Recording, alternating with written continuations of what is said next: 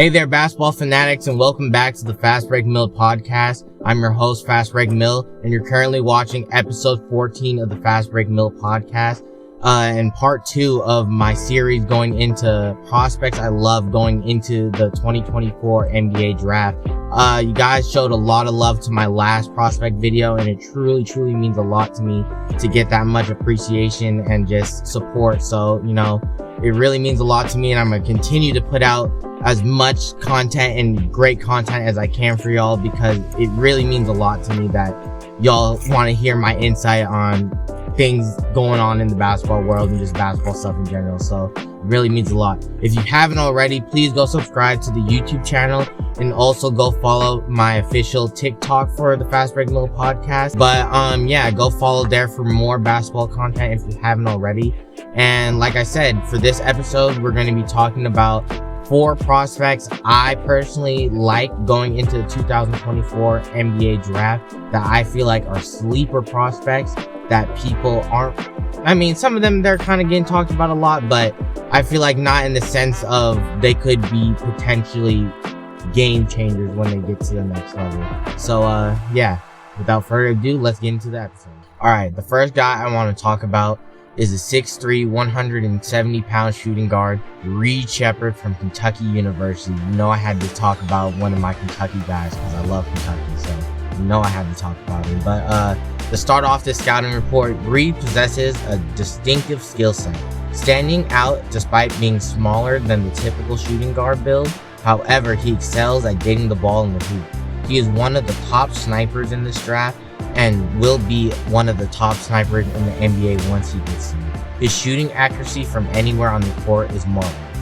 Additionally, he has excellent playmaking for someone at the shooting guard position, making smart decisions when need be. Defensively, Reed shines on defense, disrupting his opponents with his tenacity and fast footwork. And to me, Shepard reminds me of a Klay Thompson type build. A 3-and-D wing that could shoot at a high level but also defend at a high level. And I feel like people forget Klay Thompson in his prime before the ACL injury was a really top 3-and-D guy.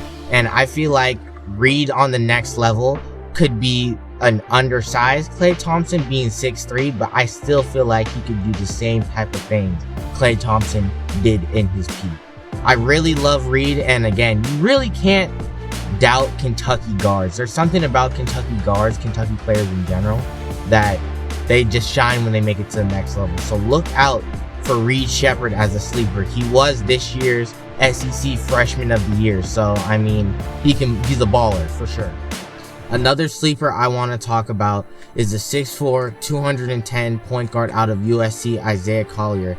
Isaiah, to me, is one of the top prospects in this draft, but people are really sleeping on him right now. The last projection that I saw him at had him at like 20th.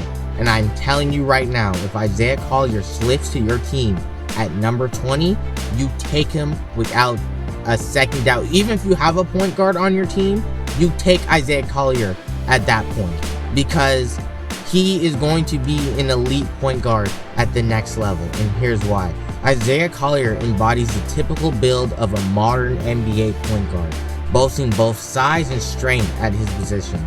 That, while also having good control of the game while on the court, makes Isaiah a dream NBA point guard for teams. Collier can single-handedly take over games, but has great playmaking building as well, so he doesn't have to always rely on his jump shot. Collier's size and strength will help him greatly on the next level as a defender when matched up against smaller and weaker guards.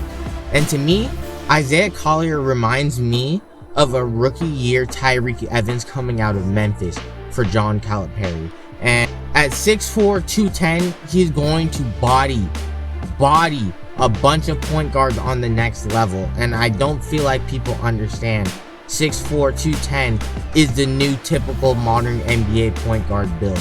It's a big body point guard, and Isaiah being 210 and he still has room to grow with the athleticism he already has, Isaiah Collier is going to be a problem. And heck, rookie year Tyreke Evans was a problem. Go look at highlights if you haven't. because rookie year Tyreek Evans is a problem, and I feel Isaiah Collier will be a problem. The sleeper I want to talk about in the draft is the 6'8", 200-pound small forward from the G League Ignite, Ron Holland. And let me tell you, watching the tape, Ron Holland impresses me a lot. This is a guy who's slowly rising up the draft boards for a reason, because he gets on an NBA team. He really could be their franchise player and number one guy for real. Let me tell you about Ron Holland. Ron Holland has an NBA level build, emerging as a standout athlete at the small forward position. His good ball handling on the perimeter makes it easier to create scoring chances for not only himself, but his teammates as well. He also shows signs of being an elite isolation scorer, which would elevate his game to the next level on the next level. His speed and athleticism, along with his high energy play, will make him a great defender on the next level as well. And to me, he reminds me of RJ Barrett with potentially better defense. And listen, that's not a knock on RJ Barrett, because I like RJ Barrett as a player and as a small forward build. Like, I'm pretty sure my small forward build on 2K is basically RJ Barrett. But I feel like Ron Holland could potentially be a little bit more than that. I feel like his athleticism and just his size will allow him to do more things than Barrett can. And I feel like on the next level, let Ron Holland get a consistent jump shot could be a problem. I will say RJ Barrett is a better shooter than Ron Holland, but again, shooting is one of those things that are easier to learn, and I'd rather have a better defender that could learn how to shoot than a shooter that doesn't know how to play. I really feel like Ron Holland is going to be a problem for whatever team drafts him. I really think he can go anywhere from top 3 to top 5, all the way back to like the last lottery pick type deal. He's really a sleeper and people really don't know where to put him, but I think he is a guy that should be considered for a top 5 pick. But if not, he's going to be a steal in this draft for sure. Alright y'all, the last prospect I want to talk about in my sleeper series is the 6'6", 190-pound combo guard from UConn, Stefon Castle. And before we get into the scouting, I want to just say this. I truly believe if Stefon Castle figures it all out on the next level, he can become an all-NBA type of guard. Like how we saw Tyrese Halliburton get picked in that 10 to 14 range of the lottery, and he eventually figured it out to become an all-NBA type of guard. I could see Stefon Castle doing the same thing on the next level. Castle is a sizable guard who thrives when he controls the ball. One of the best combo guards in this draft, being able to get his own bucket or look to create for his teammates with efficiency.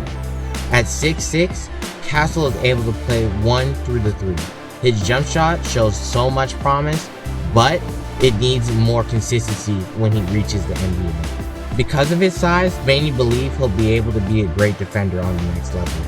And to me, Stefon Castle reminds me of DeJounte Murray coming out of Washington. And DeJounte Murray coming out of Washington, people were saying he had literally all the intangibles to be a great NBA guard. He just needed to figure out and become that great NBA guard. And no lie, it took him a couple years. But when he figured it out, especially that last year with the Spurs, he literally was almost averaging a triple-double. I can see Stefon Castle with his playmaking, his scoring ability, and his defense doing that exact same thing. I truly believe Stefon Castle can become an all-NBA guard, and I'm saying it now in this video, so when it happens, we can all go back and be like, dang, Fastbreak Mil was it. And just like that, we've reached the end of this episode. To all my basketball fanatics that stuck to the end, thank you. And if you haven't already, please go subscribe to the YouTube channel and also go follow the TikTok for more basketball content. Like I said, I do weekly episodes, and I hope you enjoyed this one. Catch y'all later. Peace.